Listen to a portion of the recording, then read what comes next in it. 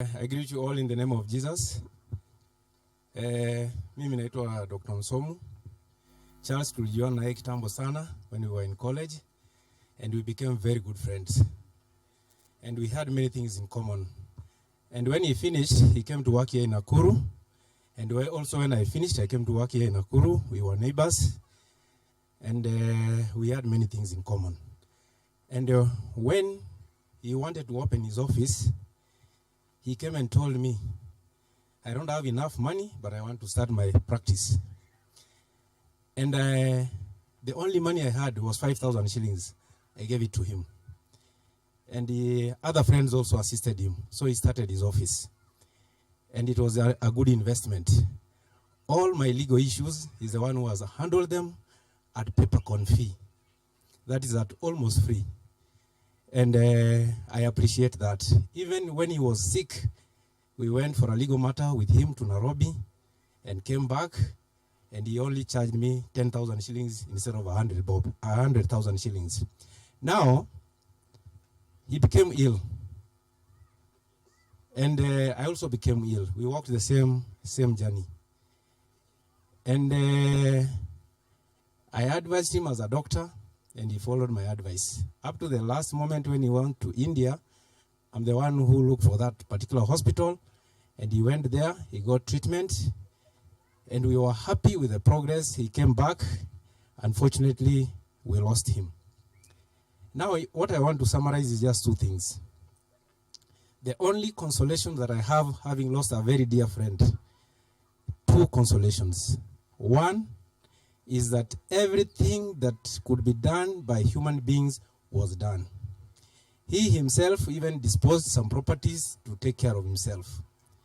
The wife was a big pillar. And this one he told me himself.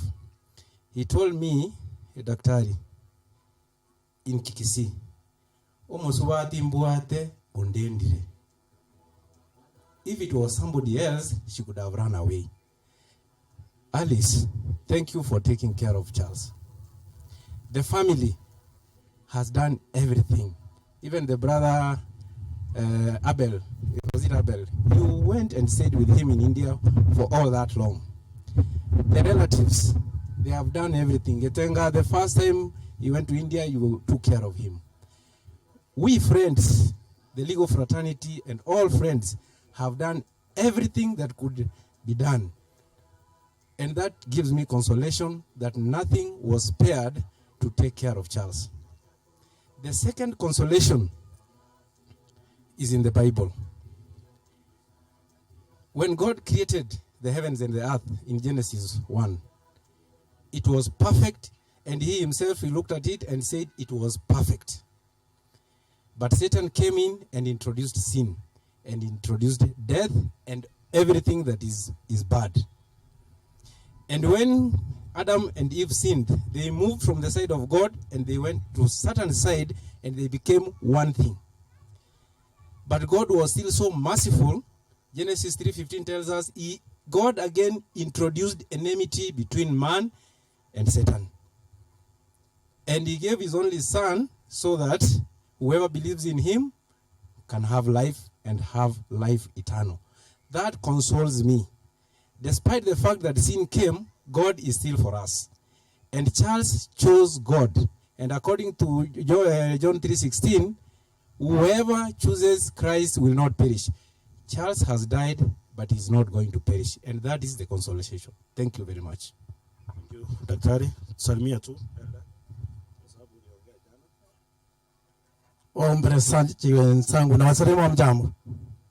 Asina mengi ya kusema. Nimesimama hapa kwa niaba ya community.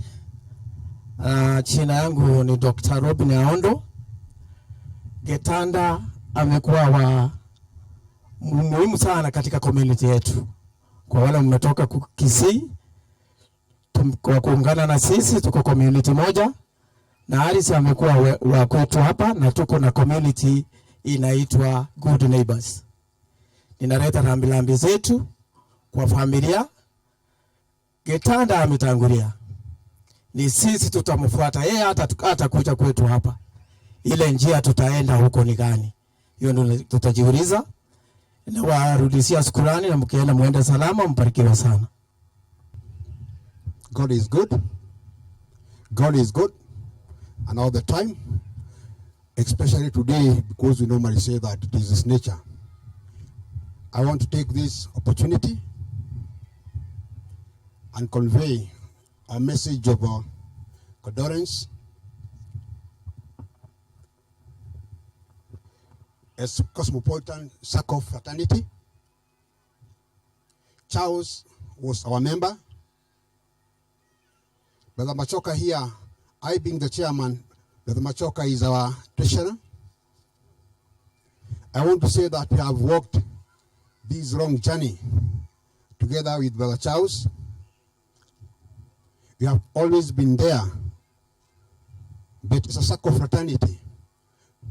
What we can condole the family and say, from the book of Revelations 11:13, we are told that blessed are those who rest in the Lord. They rest tedious work that I have been doing. And I want to say that it's a circle. We shall walk with the family up to the end. We shall do what ought to be done concerning our brother Charles. As Cosmopolitan Deposit Taking Circle, our commission is like the one which is in the Bible, from the book of Matthew chapter 11 verse 28.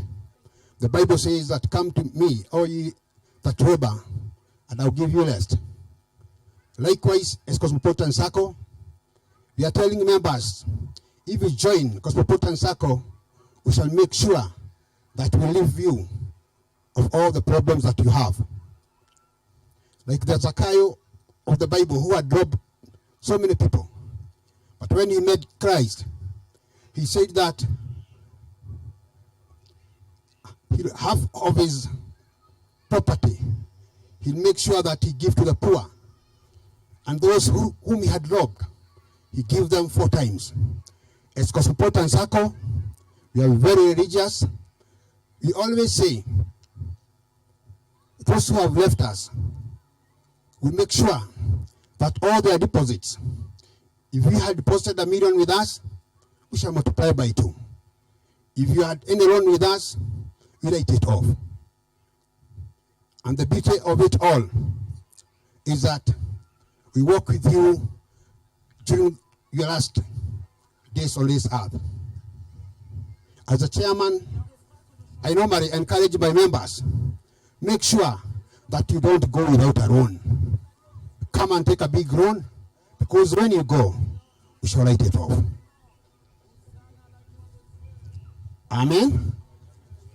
Our Honorary Secretary, Brother Oipumbo, wave to the crowd. Brother Bob, wave.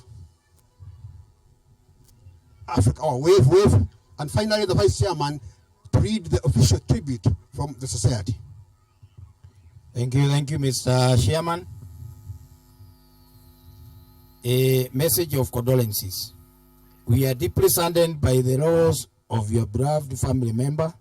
Our hearts go out to you during this trying time, and may our prayers serve as comfort to you. Accept our deepest and most sincere condolences at this time of sorrow. The late Charles was an active member of this society. May the love and mercy of our Lord be bestowed upon you and your family during this trying moment. May He also give you courage and the strength to overcome this shattering grief and wipe your tears. Death is not extinguishing the light, it is putting out the lamp, because the dawn has come. Rest in peace. Thank you. Bwana asifiwe. Okay, this is a group from DCI as well as Safaricom Liaison team. We have our boss here. Maybe nitawapatia chance waseme jina kwa haraka.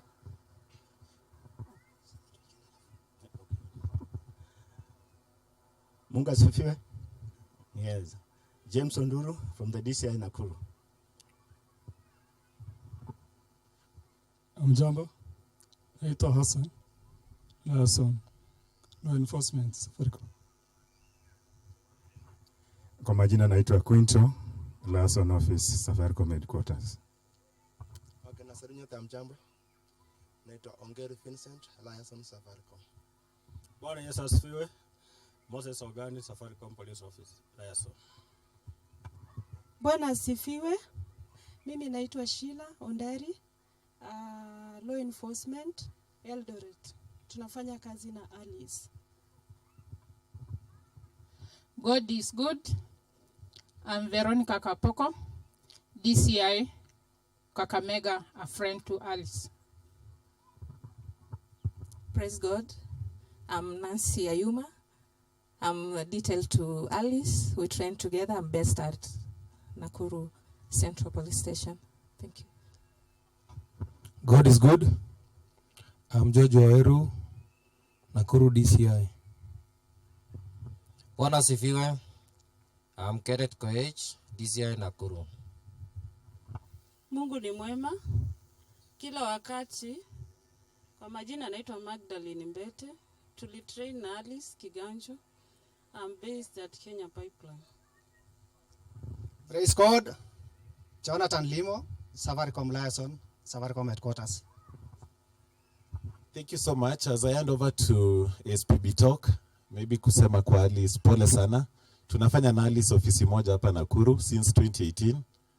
Tumekuwa pamoja during the journey ya mzee, ya the dad to Alice as well as Mr. Charles. So pole sana kwa family. Now I hand over to Mr. Bitok. Okay. Praise the Lord. Bwana asifiwe. Kwa majina ni Simon Bitok. Kama umesikia kwa mimi ni team leader. We are the team from Safaricom Headquarters. Alice has been our team player na tumekuwa naye all along, and kwa niaba ya team wamesema pole zao, tumeleta pole, message of condolences. We are together in this journey and tunamwombea na tunasema Mungu akuwe pamoja naye. So thank you for the team for coming, and nafikiri tuko pamoja, bado tuko pamoja. So hatuna mengi, asante. Thank you so much. We appreciate your coming. God bless you. Reverend Kimathi University kuja huku. We only accepted this group to introduce themselves as individuals. The rest of you, one person will speak. Good morning. We are Reverend Kimathi, friends from Celestine Getanda. We bring the condolences from us and the whole Reverend Kimathi fraternity. We are really sorry for the loss, and we have been together and will continue being together even after this whole incident has passed. And for Alice or Mama Celestine, we promise that we will stick together and be of support and of help to Marube and the family. Thank you. Thank you so much. God bless you for sacrificing all the way. Now we come to LSK Nakuru chapter. Karibu sana kiongozi. Na mkuja nyinyi wote mawakili wa Nakuru. Alafu kiongozi atajua mmoja wawili hivi watatu wa niaba ya hiyo group. Kuja tu all the lawyers from Nakuru chapter. This is your colleague. To the church, Madam Alice, B. Celestine, Bwana Zachary, and the family and friends. God is good, and all the time. We are very lucky today. We've been given a very short time to speak. Otherwise, 27 years is such a long time to narrate in just 2 minutes. That is how long we have shared the profession with Mr. Getanda. Today, we are here to pay tribute to him. We are indeed saddened by the loss. What hope we carry is that we will maintain his legacy now and going forward. Whatever he has fought for, he has shown us in so many ways how true a fighter he is, and he has been. And we want to at least commit and assure the family that as a profession we will maintain the dignity that he showed as an advocate. I will request my senior, Mr. Nyamwange, to at least share something on behalf of the county office and also as an advocate. God is good and all the time. Kwa jina mimi ni Caleb Nyamwange. I'm the county attorney for Nakuru. So on behalf of our governor and the entire administration, tumekuja kuomboleza na familia ya Charles kwa kufiwa mpendwa wao. But on my own behalf, Charles and some of our friends here, the class of 93, we signed the role of advocates on the same day. Now, Charles, I think when we use this terminology in the eulogy, that it's a disease that is been bravely born, Charles has really gone through a lot of pain, but he never talked to anybody about his pain. And I do confirm on behalf of all these colleagues of mine that even as late as 28th of January, when Charles was still indisposed and even in hospital bed, he was still sharing very important decisions, not only from our courts in Kenya, but across the entire world, more especially from the leading jurisprudences in India, the subcontinent. So we have lost a friend, we have lost a brother, but we believe what the Bible says, that there will be a fine morning when we shall all be reunited, welcoming Jesus Christ on the clouds. So on behalf of all our colleagues, family ya Getanda, I'm sure you have seen their love. They have been able to express their love in terms of time and materials. And because we don't have much time, we could eulogize Charles for an entire month. Allow us to end there, and may God bless you. Allow me to call the senior most advocate present to at least also share a word. Mr. Mingan and Madam Mwenyo on behalf of the seniors. Sikutarajia kuongea sababu miaka yangu ni mingi mpaka meno imeisha. In practice for the last over 40 years now. But what the chairman has said on our behalf, I stand by that. Please, God bless the family, and all of us pray for the family and give them comfort the much we can. Thank you, MC. Familia ya Charles Getanda, Madam Alice na watoto, fellow mourners, hamjambo. Sina mengi ya kusema. Mimi ni Elizabeth Omwenyo, na vile wamesema nimekaa hapa muda mrefu. I've been a mother, grandmother, great grandmother to most of these advocates. Getanda was on the same building as me. He was on the 3rd floor of Gipcon House, where I'm still practicing.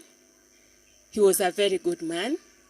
Even in his pain, he did not fail to say hello. Many times we met on the stairs, and you would not tell that he's sick. He was a very brave man, and here I have learned a lot from him by the courage which he showed in illness. He called me Omongina. Every time we met, he greeted me as Omongina. He was smiling, he was cheerful. You would not know that he's undergoing a lot of pain, a lot of stress, and really trying times. So I have no doubt that God has accepted him where he has gone, and I have no doubt that even in heaven, he'll still look down upon you, give you courage and strength, and see to it that God blesses his children. He has worked hard for them, and I'm sure that they will attain what they hope to attain. Thank you so much, and may God bless you all.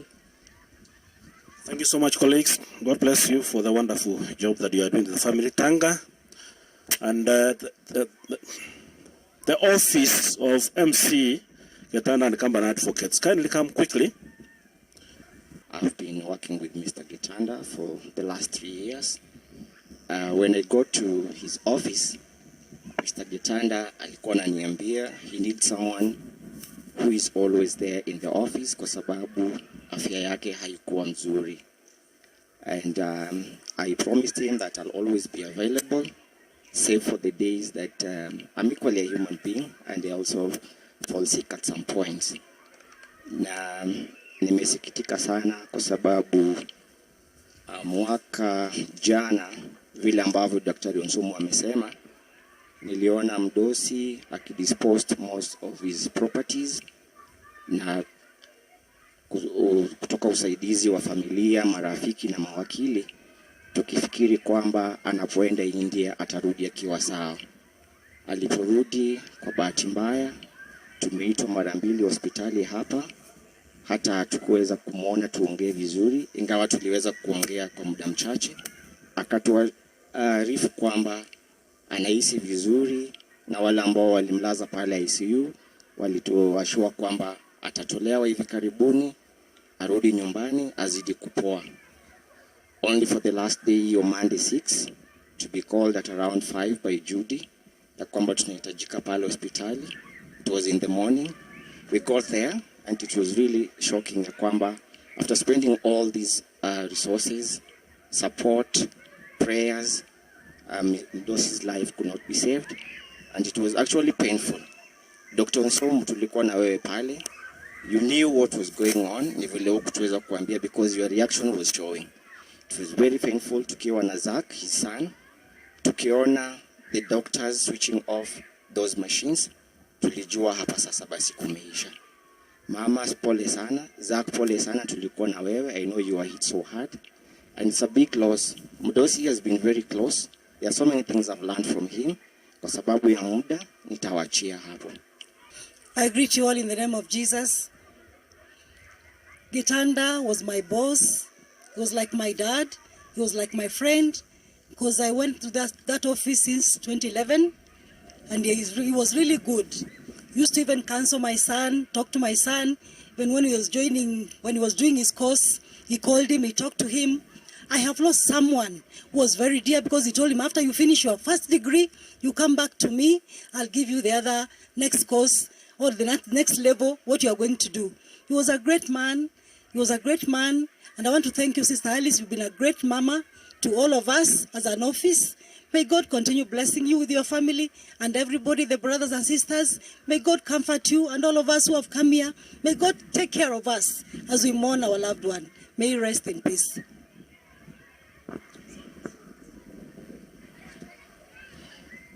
Na salimu kila mmoja wenu, hamjambo. I have no words to say. Getanda was my mentor. He taught me how to invest. Every time he could think of investment, he could call me and tell me, Judy, I need you to do 1, 2, 3. He was a good friend of mine. He was my employer, but he was my friend. Most of you know Judy, maybe you don't know me because he used to refer every client to me. We have worked with him for 16 years. Since I was young, now I'm old. It was good. When he was in India with a brother, he used to video call every day and tell me, Judy, you know you are an asset. He used to call me an asset. May he rest in peace. Pole kwa ofisi. Now class 93, kindly come all of you. UN Parklands, mkuja nyinyi wote. Isipokuwa the chairman will see what to do. I don't have the honor to untie the shoes of some of those members of that class. The chairman is capable of doing that. God is good. God is good. All the time. Thank you very much. Mimi ninaitwa Pinto Nelson Atudo na nilikutana na Getanda 33 years ago when we joined the university. These are members of the 1993 class who went to school or went to the University of Nairobi kusomea sheria tukiwa na Getanda. Leo tumekuja hapa kuifariji familia and to pray for you and hope that you will find comfort. But we are confident that God will walk with you in the path of the remaining days that you will, which will be long, we can assure you. My classmates know Getanda for very good reasons. Upon coming together after the university, we decided that we needed to stand together for purposes of our own welfare and also for the welfare of the society. Getanda was never left behind. Getanda always stood with us and he walked with us in that journey, either in the welfare of any of these members of the class or even any need arising from the members of the society.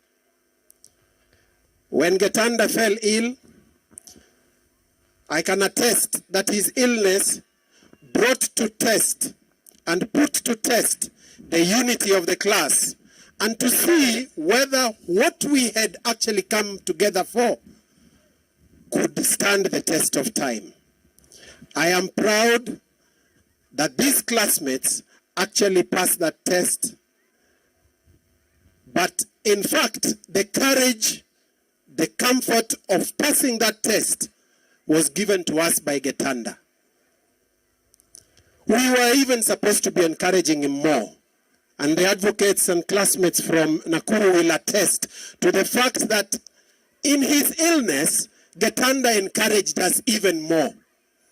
To the extent that Getanda glued the class together for purposes of seeing that indeed he went through his illness. And we were very hopeful until Getanda went to India. And when Getanda came back, I think that was when we were told he came back on the 23rd. That was the second time. Getanda was so jovial, and those who went to visit him could always get encouragement from him rather than discouragement and despair.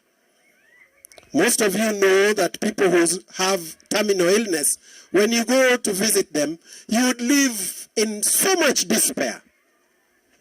But every time I talked to the Nakuru group, they told me, no, Getanda has shown us that he is on a recovery path. Indeed, he left us hope and he gave us a new meaning of life, which we appreciate up to today. We thank God for having given us Getanda. We thank God for the life that he has given us to live and to associate with Getanda. We thank God for the message that he passed to us through Getanda. And we thank God for the hope that he has given us in life up till now. He left a glued class which is diverse in its nature, but together. And that is why we are here today. Ours is to encourage the family that you remain together. If anything, what Getanda showed us is what we want to leave with you. We would like to encourage you to remain together despite his departure, that you will find a lot of solace in standing together. In this story, I will just briefly tell you the diversity. And I will not take time to introduce these people. I will not introduce them. I'll just tell you the story of the diversity here. You can see here, I have a friend from Migori. This gentleman has come all the way from Migori to come and be with us and pass a condolence to the family.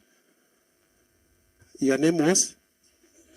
I didn't want to say his name, but he's a Bisai from Migori.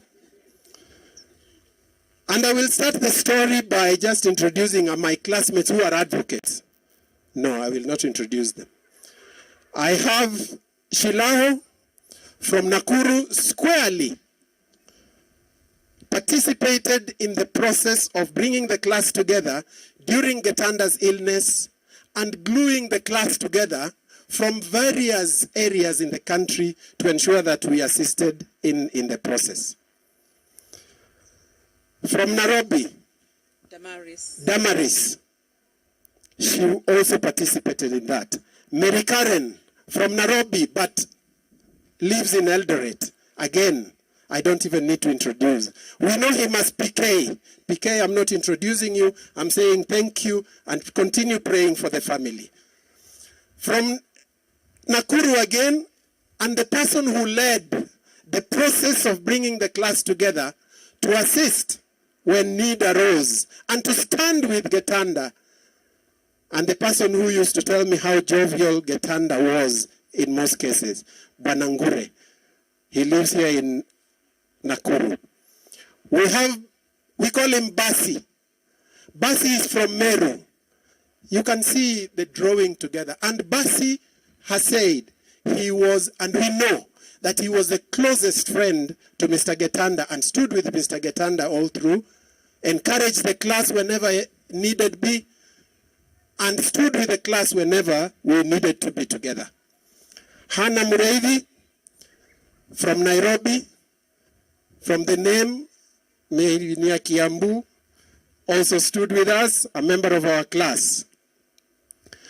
We were 204, but still our mission for being together and standing together for whatever came through to us still glued us together, even when we forgot others' names. What was your name again?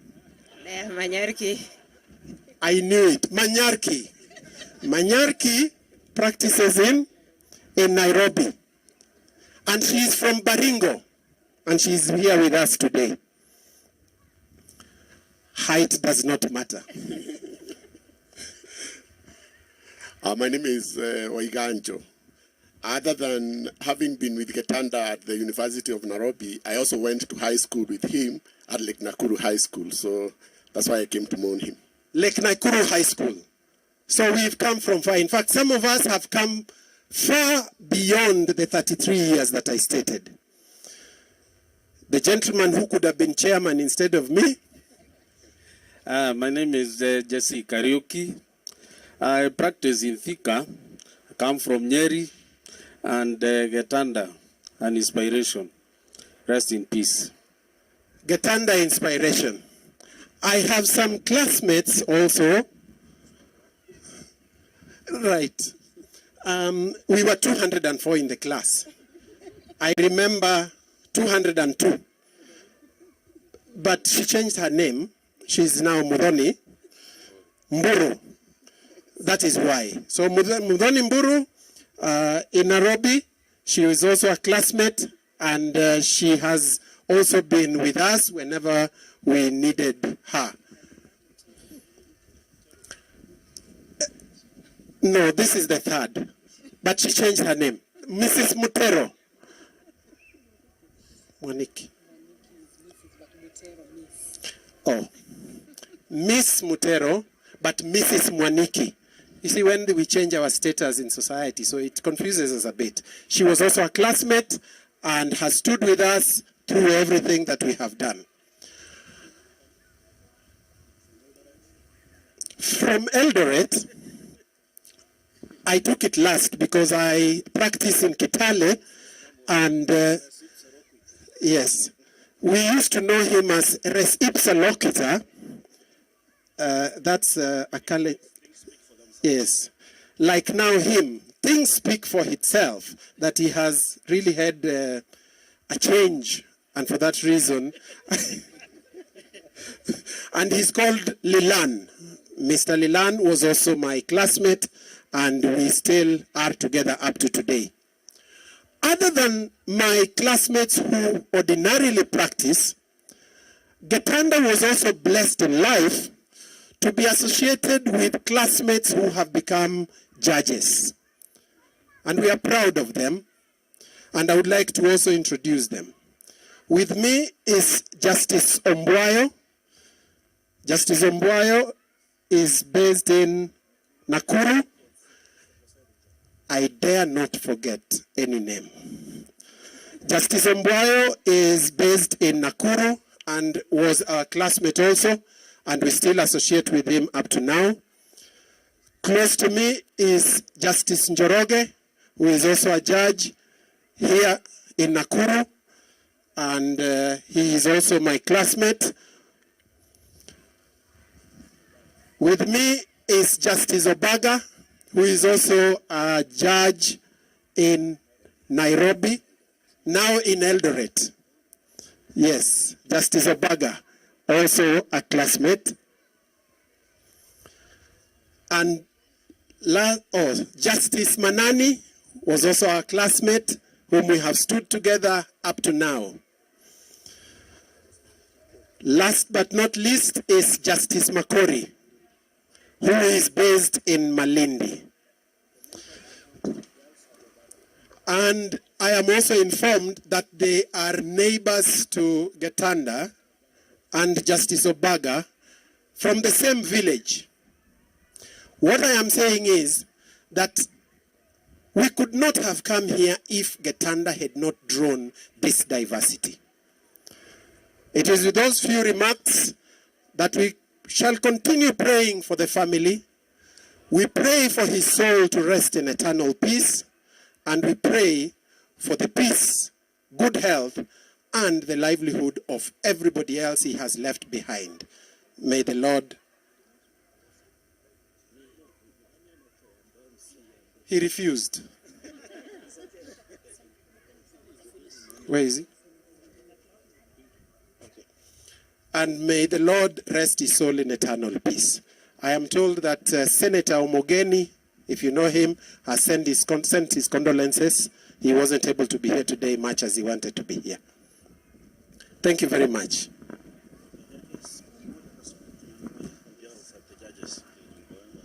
We'll give the judges only one chance. Please bear with this class for obvious reasons.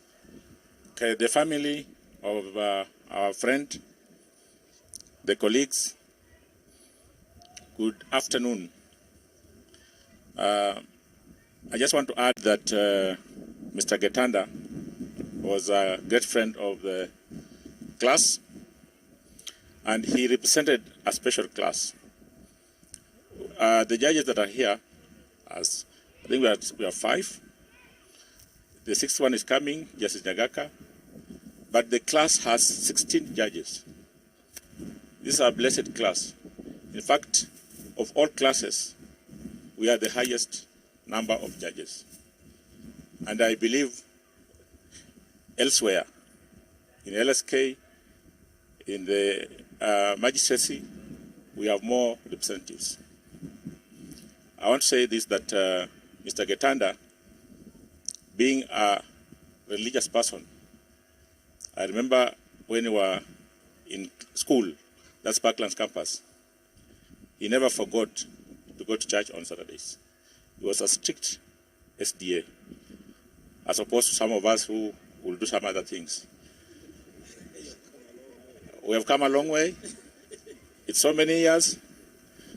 Secondly, I will say that socially, Mr. Getanda was a good person. Despite his religious nature, he could still associate with some of us without any fear. Academically, I would say that Getanda was a brilliant person. Definitely all people of class of 93 were brilliant. Because I remember before we joined the university, there was a lot of competition. For you to join the university, Parklands campus, study law, you had to get between 17 and 19. So you can imagine all these people struggled to get those points. And Mr. Getanda was one of them. So that shows how brilliant Mr. Getanda was. and the rest of us. Jurisprudentially, I would say Mr. Getanda has practiced in our courts, and he gives us a lot of information, a lot of facts and law for us to make a determination. The only difference between us and them is that they are at the bar and we are in the bench. I would say, and to everybody who is here, there are two books of life. There's the book of man and there's the book of God. The book of man is kept by all these people you are seeing here, the lawyers, the judges, the magistrates, the chiefs, and such like people. The book of God, of course, you know, by the pastors, the bishops, the rest of people, you know them. And you know, our book, you know, we are, like for us judges, when you come to us, we might depend so much on the facts that are given to us by the people. But when you go to the book of life, God is in charge of that book. He's a witness, he's the jailer, or the person who decides where to go. He's the decider. So you'll find that in life, try to avoid to be in the books of these people. Try and be in the book of God. And that's why I'll strive, tell everybody, make sure that your name is written in the book of God. And make sure that you're in the book of God. Avoid the book of man. You know, the book of man has all type of people. The criminals, those kind of people. But the book of God has good people. And I will end by passing the condolence of our presiding judge, Justice Chemitei. He was also in the class of 93, a friend of Mr. Getanda. He was here. He was with the family on Tuesday, but today he could not come, but he's with the family. For the family, I tell you, we are so sorry. And we are so sorry for the death of Mr. Getanda. The only farewell, as the judiciary can say, the only farewell we can give is by keeping him in our hearts. Fare thee well, Bwana Getanda. Thank you. All mourners, good afternoon. My name is Alfred Kibiru, a magistrate based at Nyeri. So I'm here to honor my brother, Mr. Getanda. He was my teacher when I joined the practice as a student at Kagushi & Co. I found Mr. Getanda there as an advocate, and he has been my teacher all through, and he has been my mentor. So we send my condolences to the family and friends of Mr. Getanda. Thank you. My name is Eunice Kelly. I'm a magistrate at Naivasha Law Courts. Previously I was in Nakuru. So I happen to know most of the advocates that are here today. Now,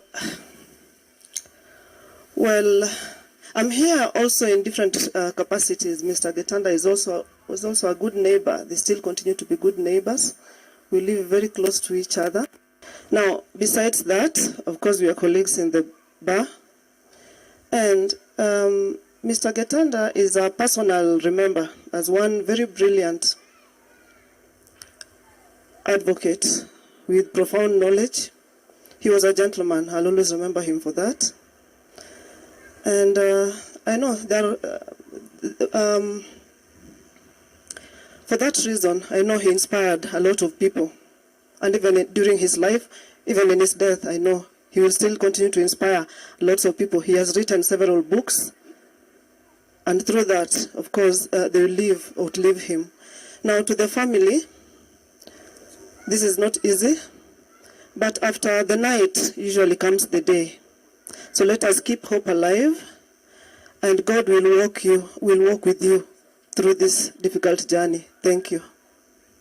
At Masinde Muliro University, and within a short time I was also able to join him at University of Nairobi, Kisumu campus. We also have students whom Getanda has taught at University of Nairobi, Kisumu campus. They are now advocates practicing in various towns, some in Nairobi and the rest in other towns with us. And we came to mourn a brother and a friend because Getanda, when he was among us, was really concerned about the welfare of fellow lecturers. He was very amiable and a good friend, not just a lecturer, even with the students.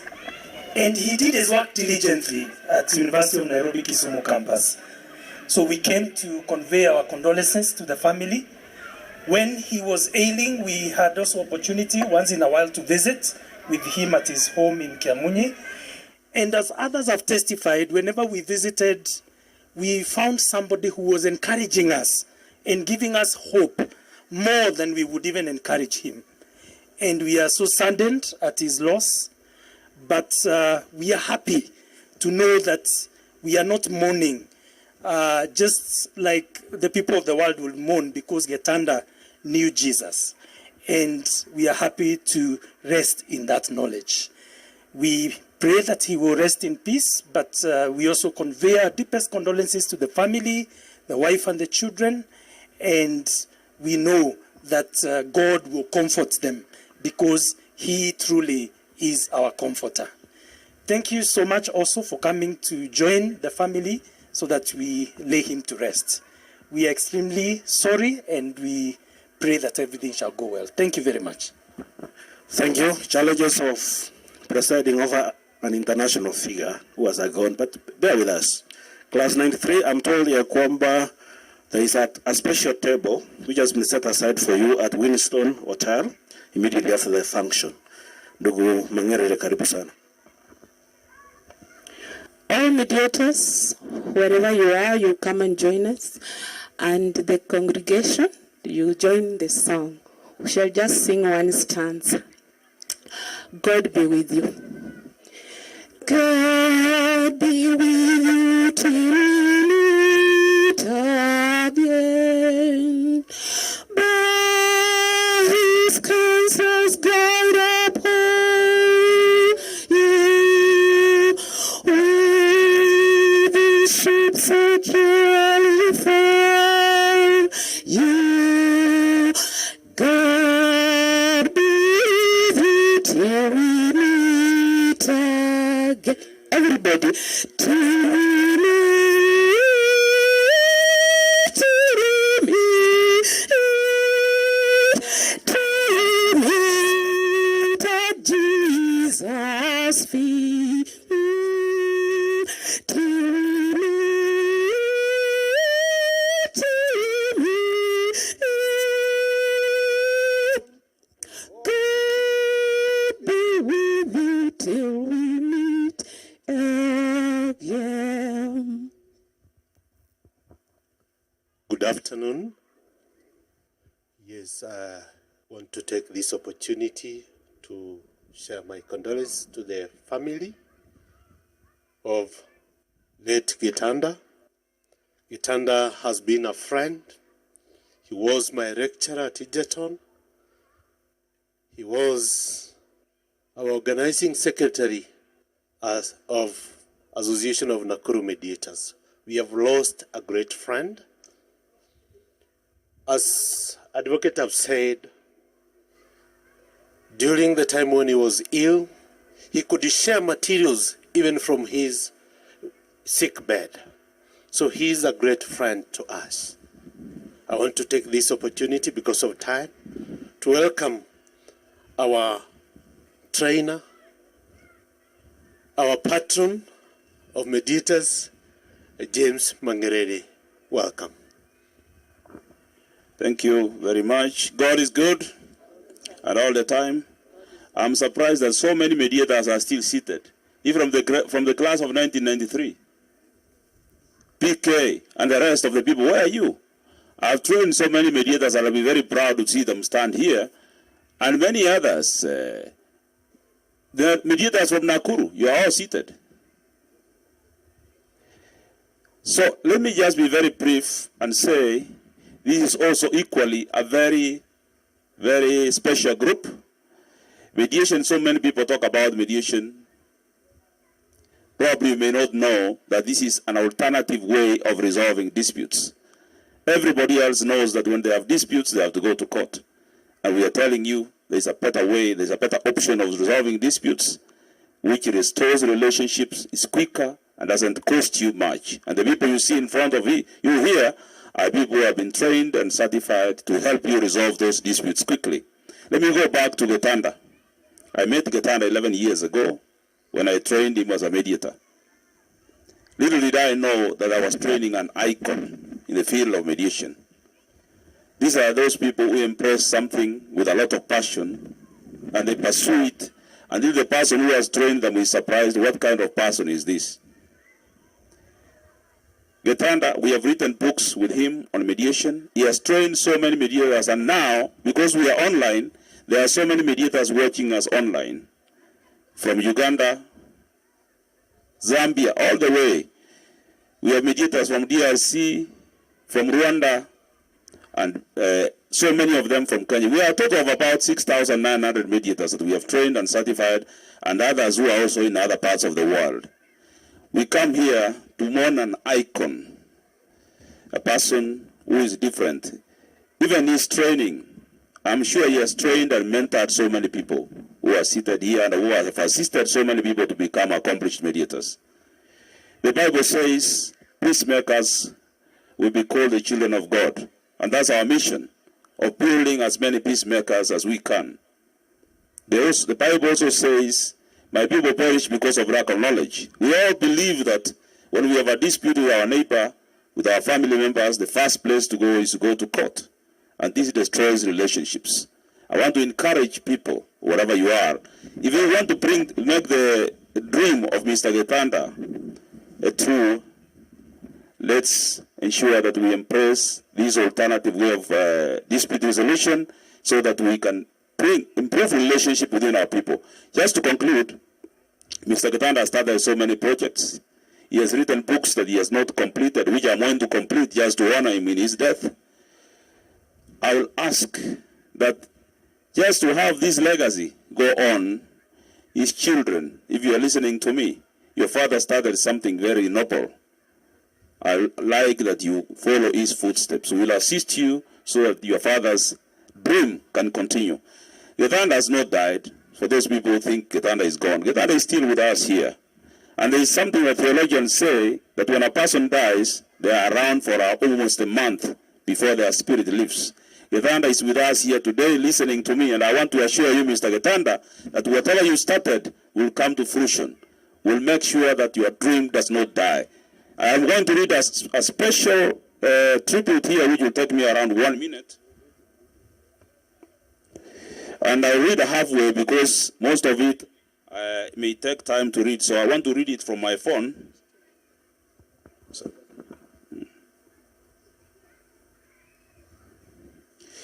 So let me just read it halfway.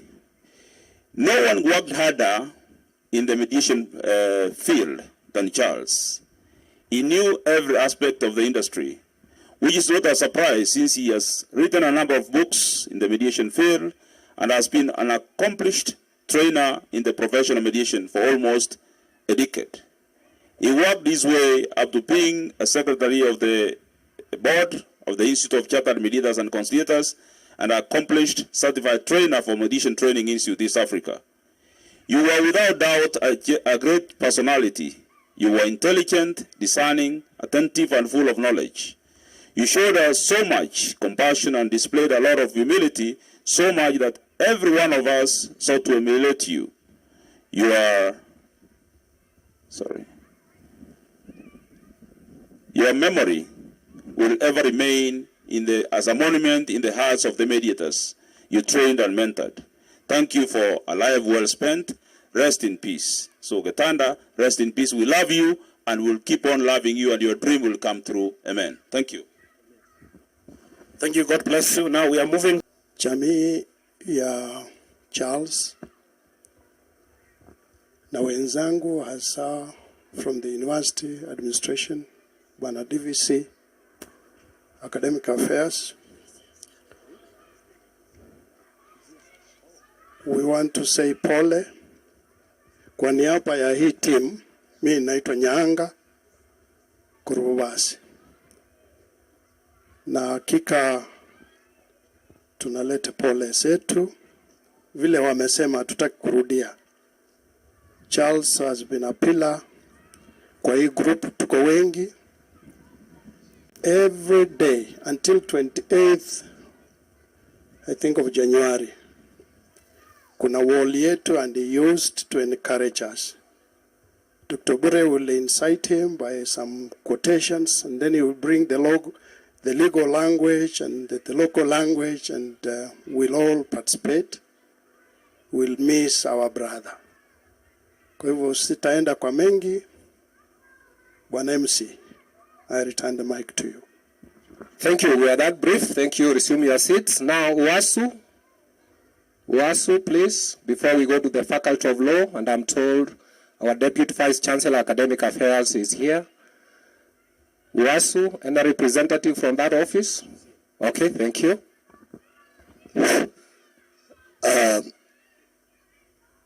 Tuwashukuru Mwenyezi Mungu. Mwenyako karibu na wewe, msalimie, mwambie Mungu anakupenda. My name is Ferdinand George Mbeche. I teach at the University of Nairobi, an official with the Academic University Staff Union. In Charles was our member. I wish to express our condolences as an academic staff union that we have lost a dedicated, diligent, and committed academic staff, member of staff. I also want to remember that we were together with Charles at Community High School. He was our senior, and there are quite a number of us who were at committee, and he was our mentor, and some of us are actually in very privileged positions in society. So again, he was a mentor and a role model that we shall live to remember. My brother Wilfred is a brother-in-law, so we have also lost a very close family. Therefore, also on behalf of my family, we say pole, pole and pole sana. Thank you, MC. God is good, and all the time. Thank you. I wish to, before I say something, if there are any lecturers from any university, please come forth. You are members of WASU, and it would be good that you are here with us as WASU members. So members of University's Academic Staff Union, please come. Lecturer Shilaho, I can see you there. Dr. Ruth, you are our member. These are our members. Please, as you come. Professor Gendi. My name is Professor Kipkebut, Chapter Trustee, Egerton. The late Getanda was a dear friend. He was a colleague. He was my personal lawyer. Anytime I needed something, he was able to sort me out. We have been with him through the journey of when he was very healthy. He used to part-time in the department when I was a head of section. He used to teach for us business law and company law. Cheerful person. And for the family, may God grant you peace. May God grant you strength and grace. Mama Alice, I know you've stood with him during the good times and the very tough times. You never wavered in your care for him. May God give you strength. May he fill that gap for the children.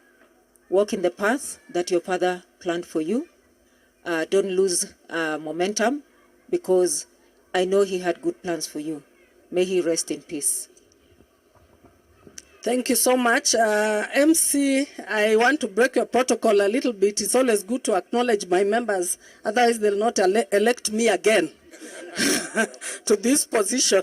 So not only do we have members from Egerton University who are lecturers, Getanda has rested as a lecturer, and we really want to acknowledge and appreciate that he was one of us. I can see we have lecturers from various universities. University of Nairobi is there. Egerton University, of course, will be the majority. This is their family member. Another university, University of Eldoret, is there. Kisii University, we are here. like Kipia is present. Any other that I need to acknowledge that are present? And most of them have also taught in many other universities. So we are also representing those that are not there. But as the national chair, I represent all colleagues from all universities. Today I'm here to not only mourn a member of WASU, but also a personal friend. Getanda was a personal friend to me. We spoke even the last day as he was traveling to India for his treatment. We spoke, we exchanged quite a lot of times when he was out there. And I was encouraged that he would be well, but like the Bible reminds us, God's ways are higher than ours. Our brother has rested. But if you look at what has been said about him in the eulogy, you realize Getanda really served the community. He dedicated his time to some of us who are lecturing and live in Nakuru. Getanda really mentored us, especially those in the legal fraternity. He really inspired us to take up lecturing and inspire and mentor the young ones. And we have done it diligently. We compared notes a lot of times with Getanda. And I know he was very, very dedicated. We have lost a colleague. We say it takes a long time to educate a dawn in this country. And when a dawn rests, it's a huge loss. And we want to comfort and encourage the family that even through this time, the Lord is with you. He has not forsaken you. You seek refuge in him. So knowing that he cares, even in times such as this, when it becomes very difficult to really minister to you about Christ, remember that in all this he cares and he knows and he will wipe away your tears. Remain in him and he will be there for you always. He will hold your hands. Thank you to the colleagues and family and friends. Poleni sana. Will not take more time. I will not allow the colleagues to introduce themselves, but just to appreciate that we are here with the family to mourn with the family. Thank you. Asante. Egerton Dons, please remain behind, standing here, because now we'll have to be joined by our Deputy Vice Chancellor, Academic Affairs, and then I hand over the mic to the Dean, Faculty of Law, to take the rest of the program. To Mrs. Getanda, Alice, his children and the larger family, my colleagues, all protocols observed. Good afternoon. My name is Ruth Aura. I'm the Dean, Faculty of Law. I've worked with Mr. Getanda for the last 10 years at the faculty. He was one of the founding members of the Faculty of Law, Egerton University, when the university management mooted the idea to start the law school. He would join us in 2013 with Mr. Ugeto, I myself as their coordinator, to establish the Faculty of Law. And I can tell you that Mr. Getanda is someone who is very dedicated, committed to his work, and served with a lot of diligence. Mr. Getanda is someone who would be so sick, but you see him after 2 days or a few hours appearing at the faculty, even attending meetings, just because he did not want to leave a gap. He was a great pillar to me as the dean because he was the chair of the department. He was a great pillar to the rest of the staff members because he was someone who was always... all my staff members, I'm not seeing some of them here. Please, Faculty of Law staff members, can you all come? And all Egerton staff members, please join us. I've looked at the line, and it is too thin for Egerton. Please just come, all of you, not only Faculty of Law, all Egertonians, all Egerton staff members, come forward. So even as I said, even in his sickness, you would not tell, like if Getanda walked, and you'd be told he's just come from hospital or he's been resting. You'd come and teach students, and as the students have told you, he served with dedication. He loved his work.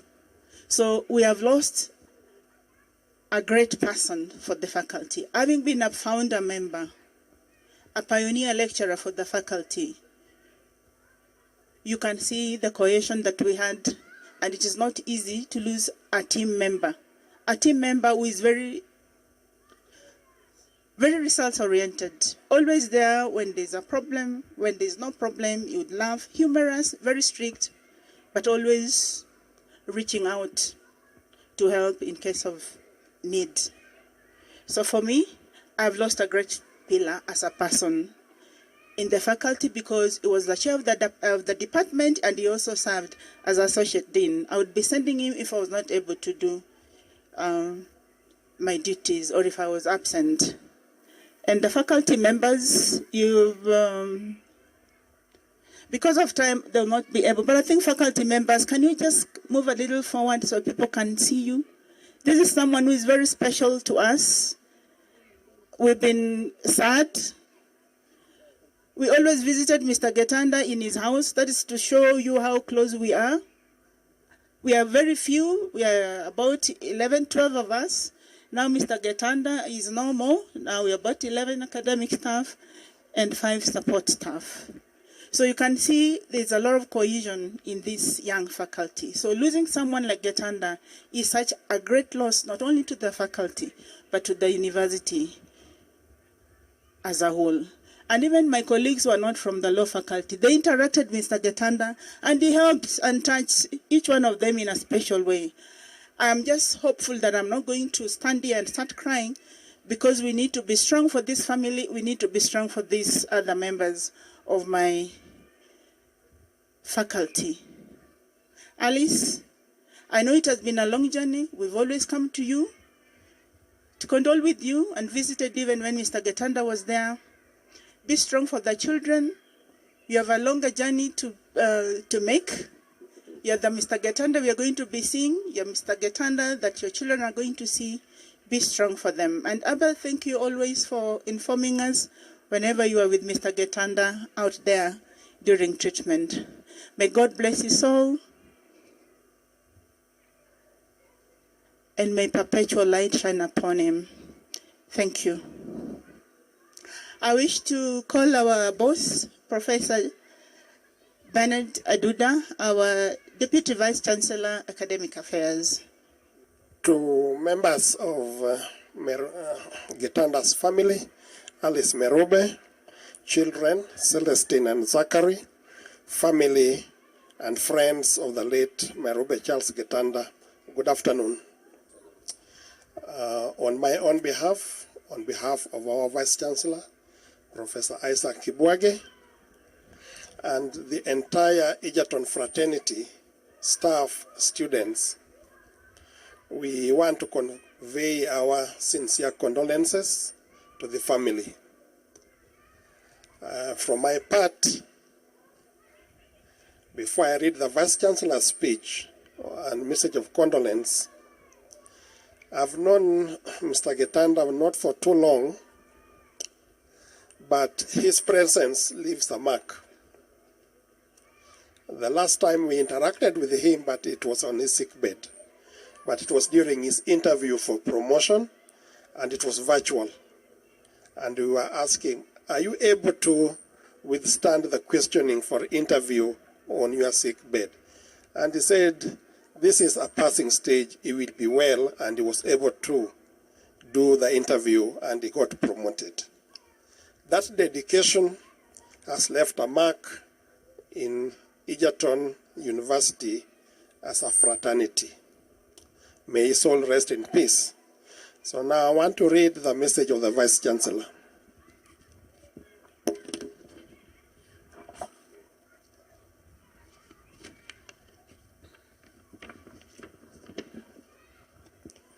Alice Marube, children, Celestine Zachary, family and friends of the late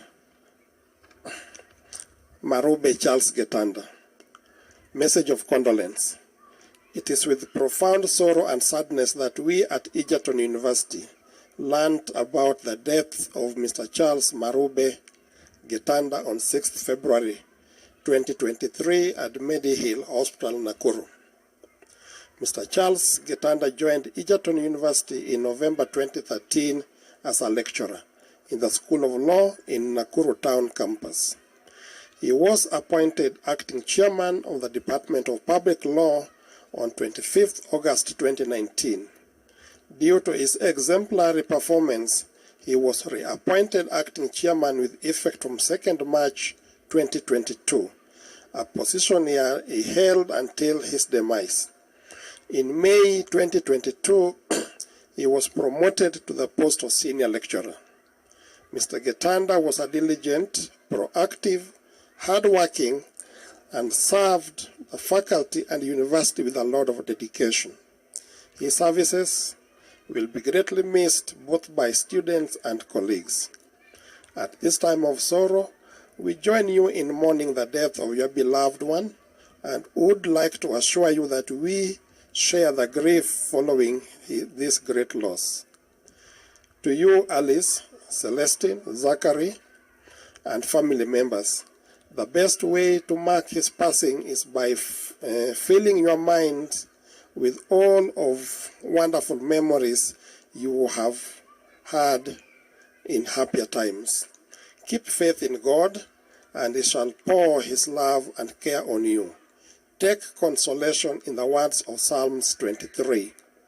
On behalf of my family and the entire Egerton fraternity, I wish to convey our sincere condolences and pray to God to give you comfort and peace. Professor Isaac Kibwage, Vice Chancellor, Egerton University. I will hand over this message of condolence and also another envelope that is normally contributed to the family in such times. Thank you. To proceed. Thank you so much. We want to call Nakisti, Nakuru Women Group, to come for a song. Marafiki wa Alice, alafu kwaya ya Mwariki. Mwariki kwaya mfuate haraka kwa sababu ya muda.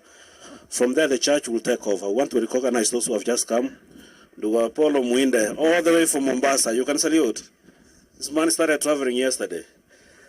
Brother Justice Nyagaka, thank you, karibu sana. You have come from far.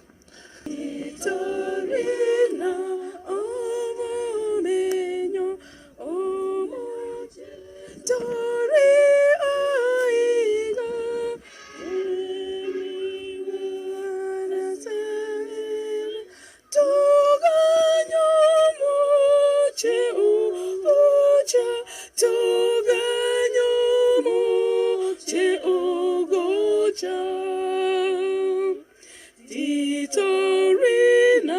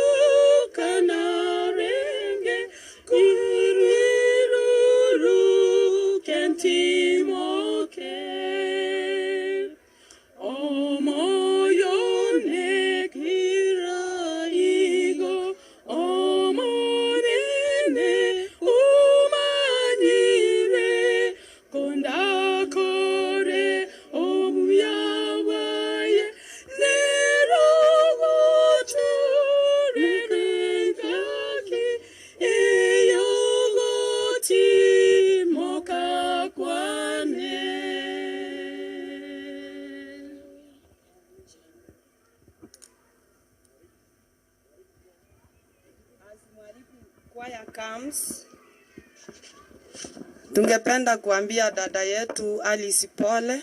Sisi ni wanawake wa professional women wa Kisii SDA ambao tumekuja pamoja ili kusaidiana kwa msiba kama huu. Tutatembea na wewe, hauko peke yako, tutatembea kwa maombi na kwa njia zozote zile.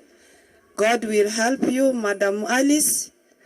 Mimi ni testimony ambaye nimepitia changamoto kama za Alice na ninaendelea kuwa strong. Na Mungu atakufanya uwe strong. Thank you.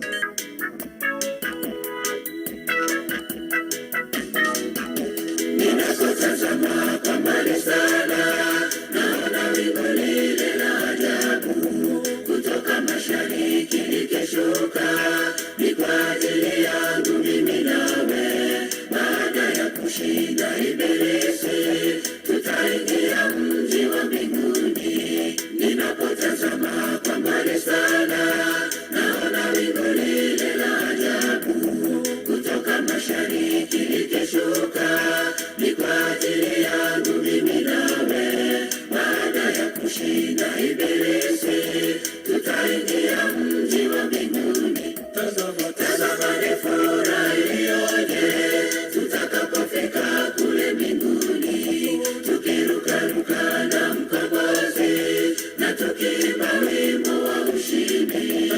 Tazama ni furaha iliyoje tutakapofika kule mbinguni, tukirukaruka na mkombozi na tukiimba wimbo wa ushindi.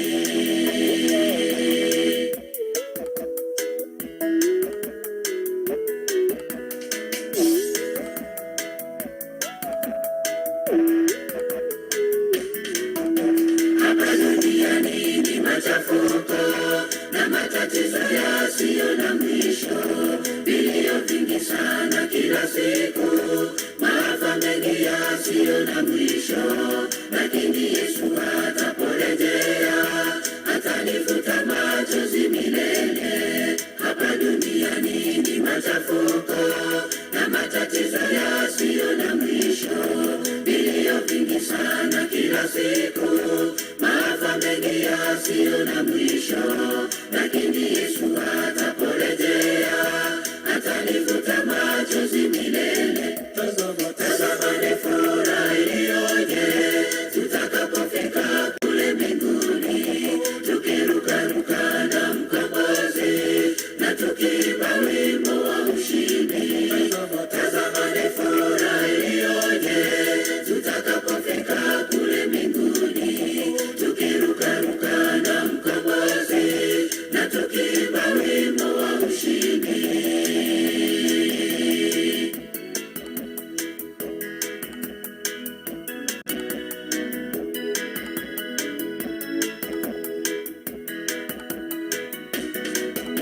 Sisi tusafiri kwenda mbinguni, kuishi naye Yesu mkombozi, aliyetukomboa kwa gharama, ili tuhesabiwe wenye haki. Kweli itakuwa furaha kubwa baada ya kushinda ya dunia. Sisi tusafiri kwenda mbinguni, kuishi naye Yesu mkombozi, aliyetukomboa kwa gharama, ili tuhesabiwe wenye haki. Kweli itakuwa furaha kubwa baada ya kushinda ya dunia. Tazama ni furaha iliyoje tutakapofika kule mbinguni, tukirukaruka na mkombozi na tukiimba wimbo wa ushindi.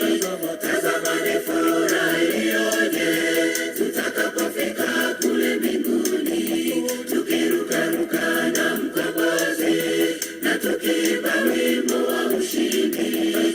Tazama ni furaha iliyoje tutakapofika kule mbinguni, tukirukaruka na mkombozi na tukiimba wimbo wa ushindi.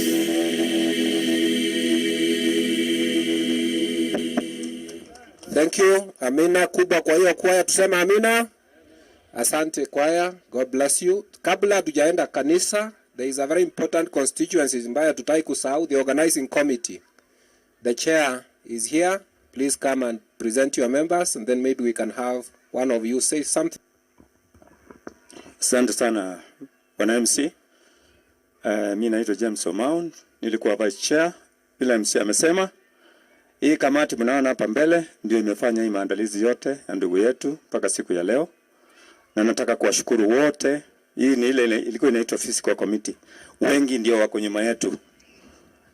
Na tunashukuru sana, na hasa wale wanaitwa learned friends. Walikuwa behind the curtains and they have really supported us up to today. Nataka kuwashukuru sana. Kwa familia, nataka kusema hivi, ndugu Machoka and your siblings, we are grateful for the encouragement, for the, the courageous attitude you had from the beginning. Mungu akubariki sana. It's unfortunate that I'll wish to say, hii kamati, mnapoiona hii, imekuwa kwa familia ya Getanda for the last 7 months.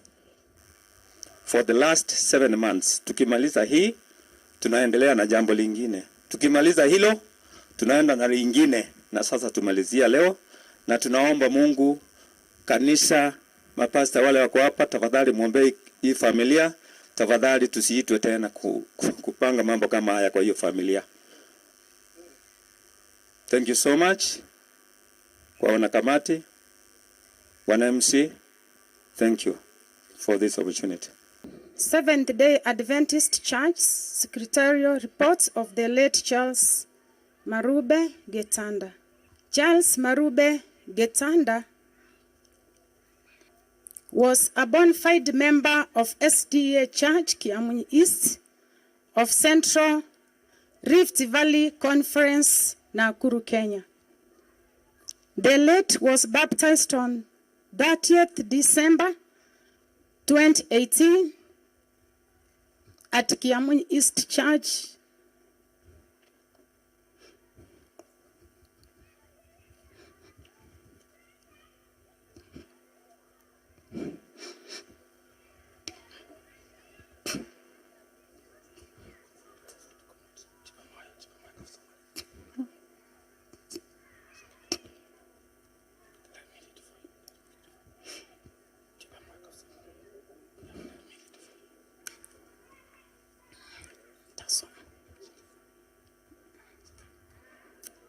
By Pastor Jairus Oboge under church membership number 46. During his stay in church, he has been a pillar by helping in mentoring church workers and willingly giving towards the work of the Lord.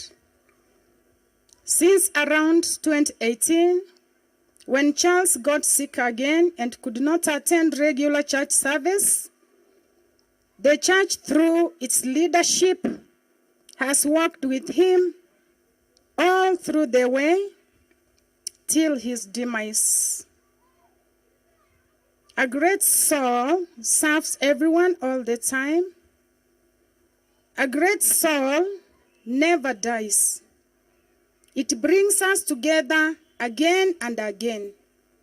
Hence, Charles died with the church at heart, focused on God's business always. As a church, we have lost a pillar. Charles has fought the good fight, has finished the race, has kept the faith. 2 Timothy 4:7. Thank you. Hamujambo wasafiri wa mbinguni. Jambo. Hamujambo tena. Jambo. Tunakuja hapa kurudishia Mungu shukurani na tena tukio na huzuni nyingi sana. Huyu kijana anaporara hapa anaitwa Getanda. Ninajua kila mtu iko na hii anasoma.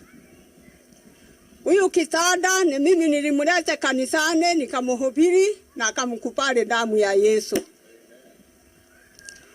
Na nikitaka yoyote aliye hapa anajua Mungu Mwokozi anaokoa watu wenye dhambi na wasio na dhambi, wamkubali Yesu ili siku ile Getanda atafufuka, tutamuraki naye hewani tugeshangilia.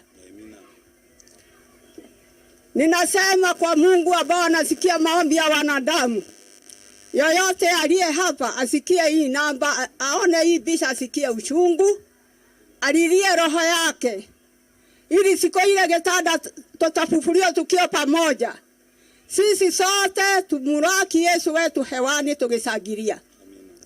Si kwa mapenzi yetu, lakini kwa kukubali roho wa Mungu ambao anaokoa wanadamu.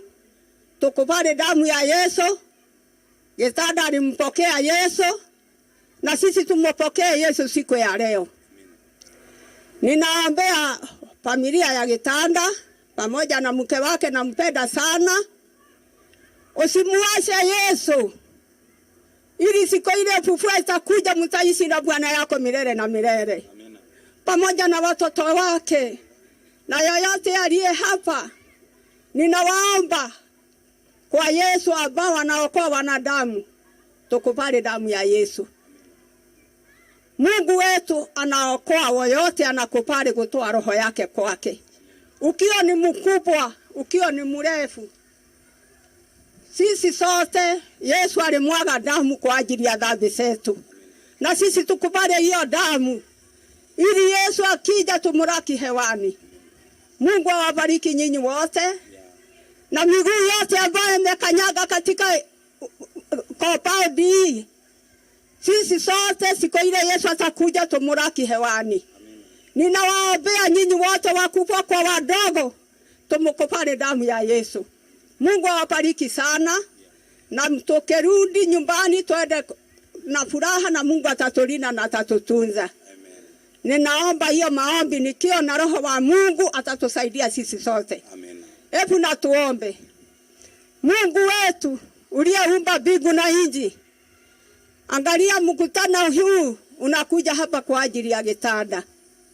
Baba, watu wanatoka mbali wakuja washuhudie siku ya leo. Ninakuomba Mungu, miguu yote na kanyaga katika uwanja hii, usituache kamwe. Bali siku ile atakapokuja tukuraki hewani tukiwa na watoto wetu na watoto wa watoto wetu na marafiki zetu wote. Watu waliwasha biashara zao wakuja washuhudie harusi ya Getanda. Mungu, tukubali katika ufalme wa mbinguni. Ninaombea pasta wetu ambao ametufanyia kazi kubwa. Anatuhubiri hata kuja manyumbani yetu. Agotuambia tusikilie Yesu ili akirudi twende mbinguni tukapumzike. Saidia pasta anapotoka na anaporudi pamoja na familia yake. Roho wako Mtakatifu aandamane naye maisha yake yote, na sisi sote tukio nyuma yake. Na ni katika jina safi ya Yesu ambaye ni Bwana na mkombozi wa maisha yetu tumeomba hata na kuamini. Amen. Amen. Bwana Yesu asifiwe. Tunakuja kuomboleza mtumishi wa Mungu ambaye amelala. Na ni kweli kwamba ni jambo lilo njungu na la huzuni, lakini hatuna lingine. Kwa hivyo tunangependa kuona ya kwamba Mungu anasema nini kuhusu hali hii yetu na wakati kama huu. Tuombe. Mungu wa mbinguni, wakati umefika unaposema nasi kupitia kwa neno lako. Ninaomba tu ya kwamba ukanitumie kama jombo na neno lako likaweze kuwafikia watu wako katika jina la Kristo Mwokozi wetu.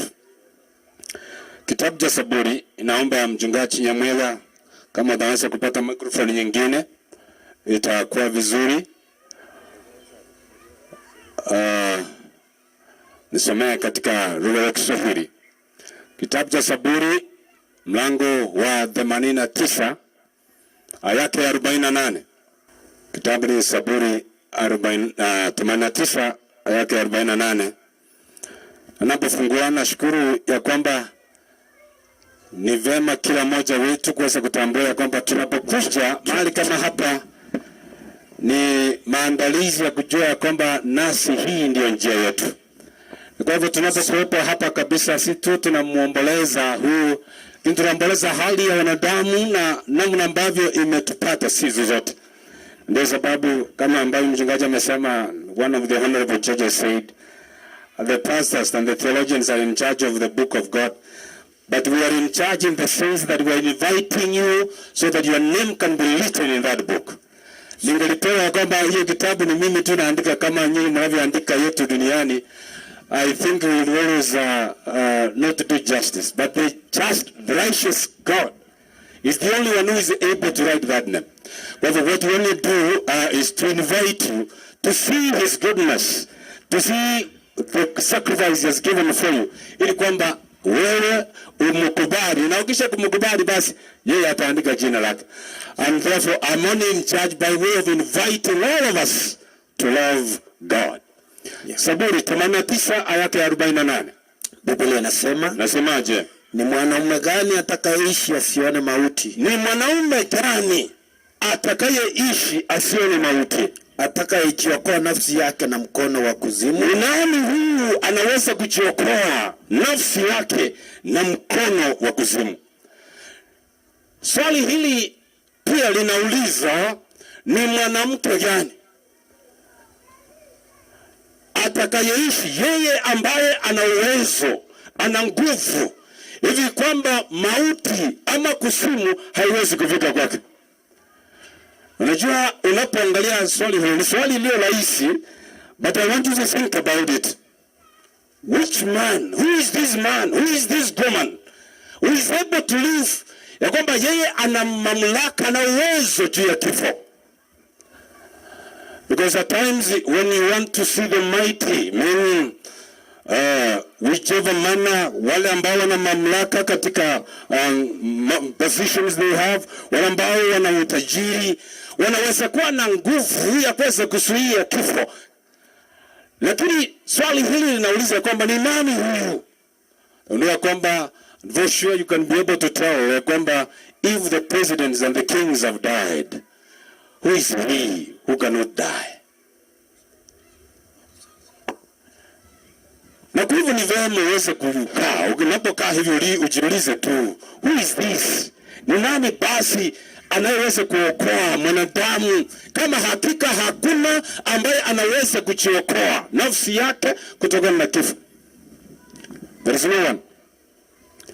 But I have good news for you this morning or this afternoon, ya kwamba kunao wale ambao katika hali yao wanaweza kuepukana na mkono wa kifo kwa sababu ya kumwamini na kumchukua mtu fulani huyo aitwaye Yesu katika maisha yao. Kitabu ya Timotheo ya pili, msomaji, mlango wa pili aya 11, 12 na 13. Maana naona kwa umbali ya kwamba Paulo anapenda kujibu swali hili ambalo Daudi analoliuliza hapa, na Daudi alikuwa mfalme, naye aliona namna ambavyo kifo kinavyosumbua watu, na ndipo akauliza swali hili, hakika ni nani, ni mwanaume gani, ni mwanamke gani huyu atakayeweza kuishi siku zote asiweze kuona na kifo?